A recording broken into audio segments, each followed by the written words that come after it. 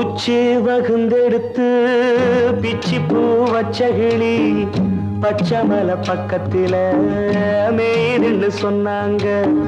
மேய்துன்னு சொன்னதில நாயம் என்ன கண்ணாத்தா? உச்சி வகுந்தெடுத்து பிச்சி பூ வச்ச கிளி பச்சமல பக்கத்தில மேய்துன்னு சொன்னாங்க. மேய்துன்னு சொன்னதில நாயம் என்ன கண்ணாத்தா?